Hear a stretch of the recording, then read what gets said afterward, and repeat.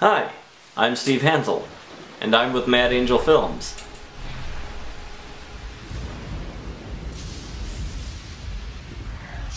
Today's episode, I'm afraid, is a double feature.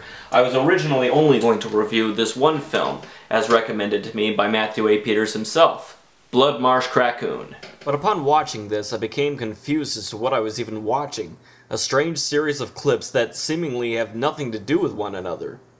Then I stopped, looked at the special features, and saw one called Krackoon Featurette, and discovered that it was in fact a whole movie, and that Bloodmarsh Krackoon is indeed the sequel. So first we look at Krackoon. You will note that there is actually a clue to the film's plot within the title, Crack and Raccoon. Though spelled incorrectly, this indicates that there is indeed a theme of crack cocaine in relation to the animal, the raccoon. Our story begins with a young dope addict named Blowjob. No thanks, Blowjob. That may be a reference to Deep Throat, the character from All the President's Men, but I'm kinda reaching.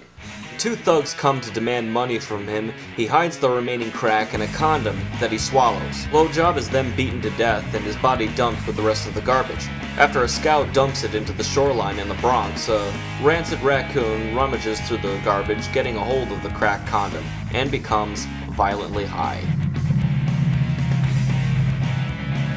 Meanwhile, the mayor of the Bronx is involved with a mob king, Benny Balzone, in the construction of a condo complex. This construction is damaging the ecosystem, forcing the animals, including our titular Krackoon, to terrorize neighborhoods for food. The little vermin is also befriended by Tommy, a little boy whose only means of escape from his abusive parents is conversation with this animal. Boy, you look like Joe Petrillo after he got his head beaten. I'm sorry. You look worse. As reporters, mob thugs, and hunters all close in on the marshland for investigation, more grisly murders are committed by this crazed four-legged crack addict.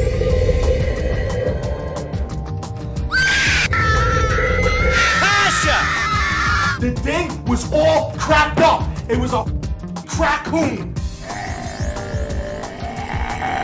4 years later, director Jerry Landai and his Amugtuk film group regrouped for the sequel. Titled Bloodmarsh Krackoon, this sequel picks up right where the first one leaves off. Ambitious Deputy Mayor Peter Rabbit sees an opportunity to advance his career and enlists his cousin and best friend to capture the mutant creature, unaware that two more bloodthirsty krackoons are lurking in the shadows.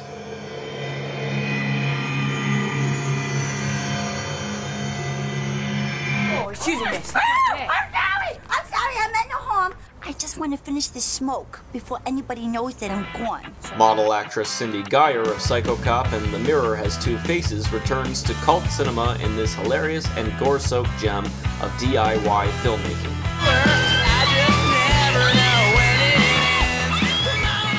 We even still follow young Tommy, who has suddenly become a teenager after only a few hours with this rodent. Poor Tommy. Okay, it's no doubt obvious that the main character of these films is portrayed by a flimsy hand puppet. Now this obvious effect really sets the tone for these movies in that it's not meant to be taken seriously. It's all satire on politics and human hypocrisy, as well as just B-movie fun. So while the creature effects are low-tech, and the editing is low-tech as Windows Movie Maker, and the photography... Should keep an eye on those two. Let's see what happens.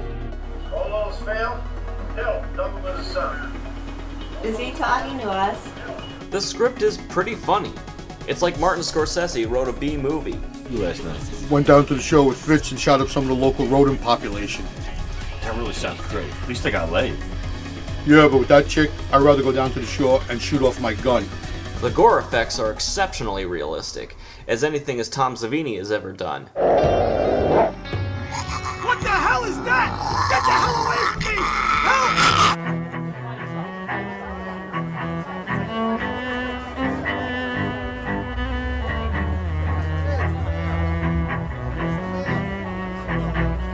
Want to check these movies out? Click on the link below, and subscribe to this channel to hear more from Mad Angel Films.